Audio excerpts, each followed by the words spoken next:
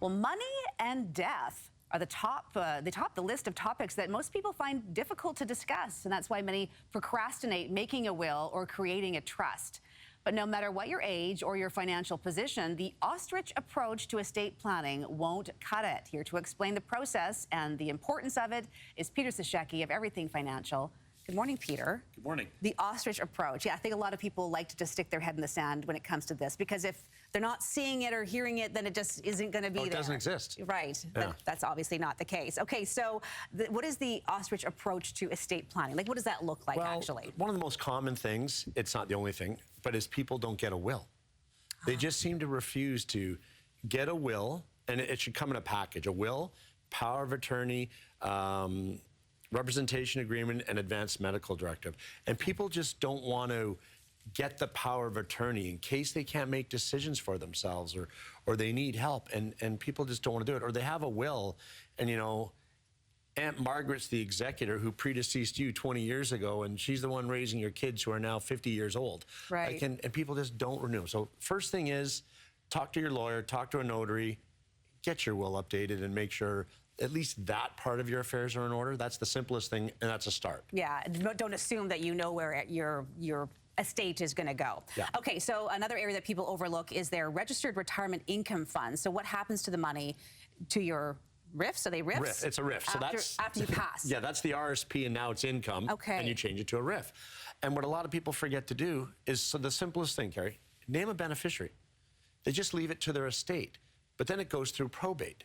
So if you pass away and you have a partner and they're the beneficiary, then it would go to them. But you still have to name them the beneficiary. Don't assume that they're automatically the beneficiary. So many people who will come and look at documents and go, you have no beneficiary on your RRIF.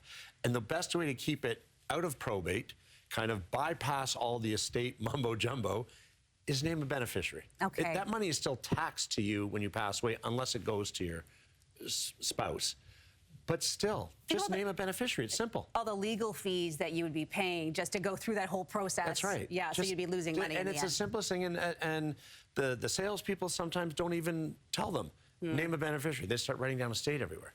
And with a RRIF, that's the easiest way to bypass probate is have a beneficiary. Especially if you're the last one surviving, then is it going to be your kids or who's it going to be? But put the beneficiary on there. And it's something that you could change if you wanted to. It's not locked in stone. Okay, that's really important. What about rental or investment properties? What are people should be thinking about when it comes to putting that in a will or planning? Or see if your kids want, say your kids, it's a cabin, and your kid, because people think rental property is something like a condo in Vancouver or something I'm renting.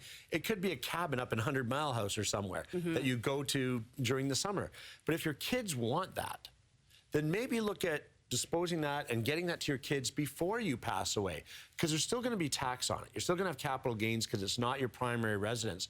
But maybe go through all that trouble and all the tax issues while you're still alive and you can deal with it. And if they don't want it, then sell it before you pass away. Like, try and just go, okay, we're barely using it anymore. Let's sell it. Let's deal with the tax. Idea. One less thing to dump on family members after you pass.